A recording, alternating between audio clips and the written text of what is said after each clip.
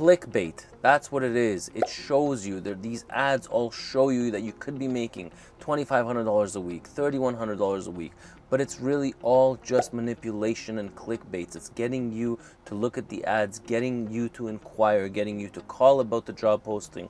And then finally, once you're there, you start working and you get your first paycheck. I consult a lot of drivers right now, a ton of them. And this is so common that they go and they work, and the pay statements, they're so complicated. They don't even have the total mileage that a driver earned. They just have the gross revenue that a driver earns. And I'll show you these pay statements so you can see what I'm talking about.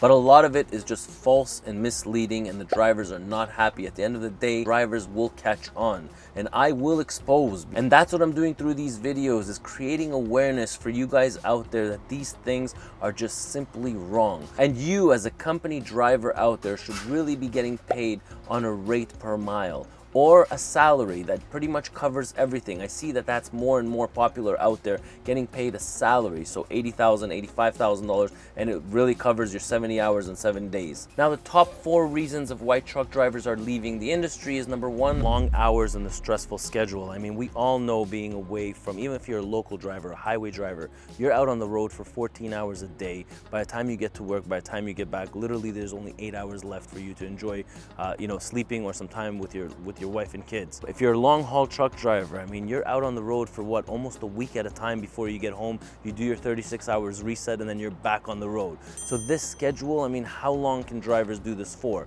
That's a big reason why drivers are leaving the industry. The second biggest reason is because of the low wages. Well, obviously truck drivers are going to leave the industry if it doesn't pay much. Who would sign up for something like this if it's really not a good pay? I mean, I can convince myself to do things that I don't really like to do as long as I'm getting paid really, really well for it. But once I see that I'm not getting paid well for it, how much longer am I going to stick around to an industry before I start looking for something else? So low wages is the second biggest problem in our industry. Third biggest reason is the work-life balance. Yes, it's very, very hard to balance a life with kids and also being away for a long time or being a long-haul truck driver. I mean, can you maintain a relationship while being on the road for 28 days at a time? Can you maintain a relationship when you're working 14 hours out of 24 hours, even if you're a local driver or if you're a regional driver? You gotta have a pretty understanding wife. Can you find yourself somebody that's gonna understand these crazy hours? And the fourth biggest reason why truck drivers are leaving the industry is because of health concerns. How long can your body take sitting I mean, I know from experience, sitting behind a desk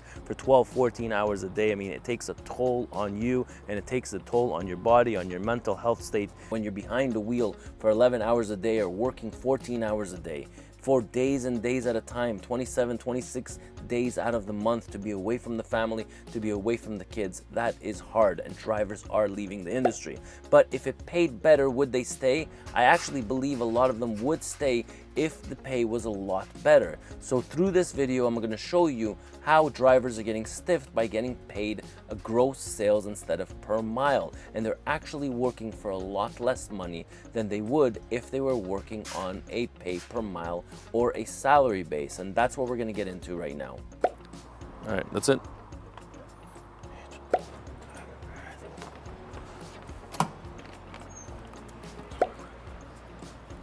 So as promised, the pay statements. Now let's have a look over here. So this is a monthly pay statement for a truck driver that is running under 11,000 miles per month. Okay, so the driver here is getting paid 65 cents per mile. So if you take 11,000 miles, you multiply that by 65 cents per mile, driver's grossing out $7,150. Now, if we were to do a weekly pay statement, then we basically just take this number and divide it by 4.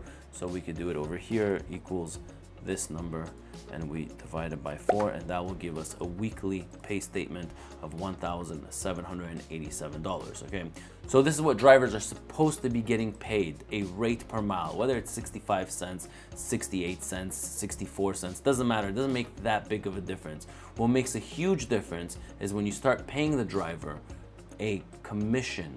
Okay, so here is my commission pay statement that we're going to compare it to. So the same 11,000 miles, the driver is getting paid 25% of gross. Now, if he gets paid 25% of gross, he's getting $5,637 a month. Now, if you take this number, you divide it by 4 to get his weekly pay statement, Here we have $1,409. Now, $1,409 a week versus $1,787 a week is a big difference to take home every single week. Or if you're comparing it monthly, it's $7,150 versus $5,637. But let's count this in reverse. If somebody's getting paid 25% of their gross sales, and the gross sales based on today's national average at $2.05 per mile, he would be grossing out per month $22,550. Now, if we were to pay this driver 25% commission, he gets $5,637. But what does that equate to per mile? So if you take $5,637 and you divide that by 11,000 miles, you actually get that the driver made 51 cents per mile. And this is what I mean with these ads over here. I mean, 4 different ads I could give you an example of, and they always constantly pop up on my Facebook of positions paying 25% of gross, positions paying 26, 27% of gross. And this is what it comes out to. So drivers are actually working at 51 cents per mile. Now, let's say the driver was getting maybe, I don't know, let's take a better ad.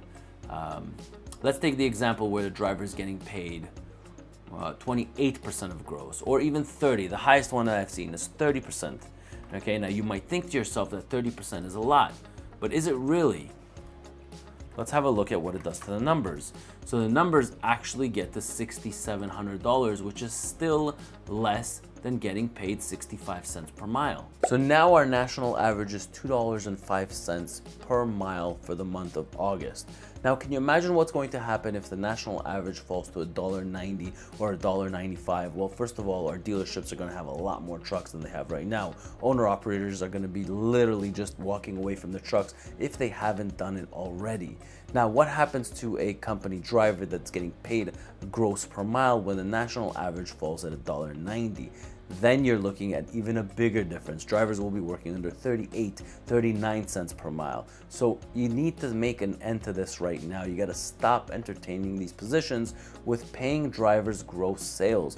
Drivers need to get paid per mile, or they need to get paid a salary. But under no circumstances should they be worried about what the national average is or how many miles they run. They should be getting paid per mile and a rate per mile. Well, there you have it. Now, if you enjoyed this video, I promise you, you're gonna love this video over here.